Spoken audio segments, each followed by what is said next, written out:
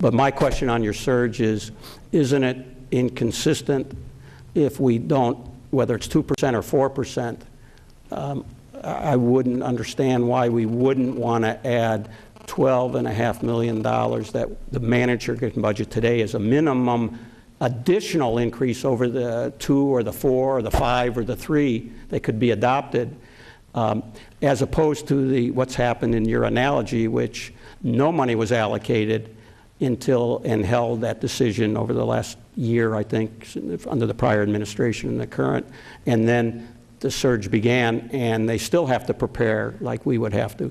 I guess what I'm asking is, members have asked, and then there's some assurance, or at least real possibility not to have layoffs in fire and police, that why wouldn't we adopt 2% today? And again, all the oversight, all the implementation, no one's paying is at the same time, but we're $12.5 million over any amount we adopt on March 2nd. Is that correct, our finance, our law, or whoever wants to answer before I misstate?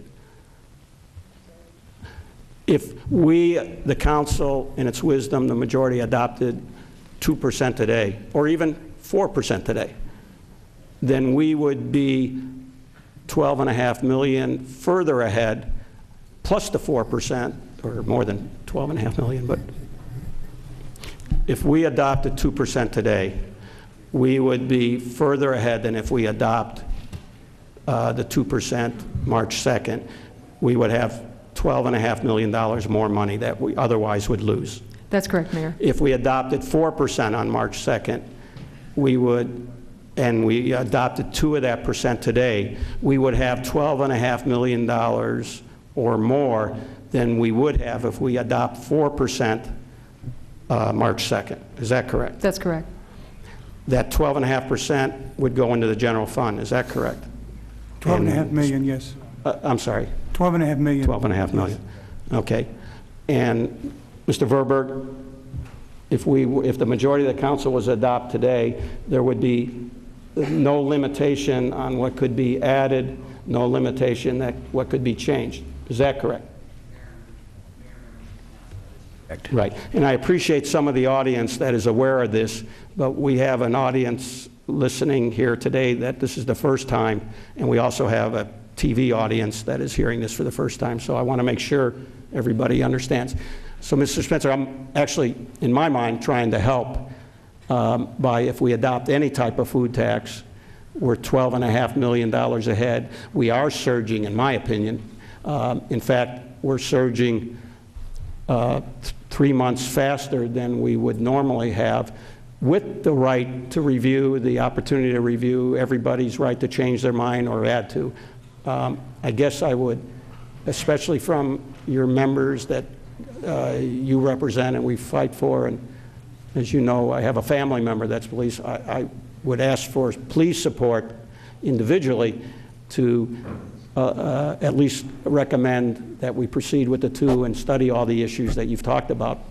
And Mr. Mayor, let me gratefully respond to your concern by making 2 statements. First of all, any funds generated by that food tax, I would think would equitably be distributed. I think Mr. Cavazos clearly showed that 70% of the budget is public safety. That means fire, courts, and police. Certainly it's reasonable and fair that 70% of those that food tax income would be distributed in accordance with the percentage that the budget shows.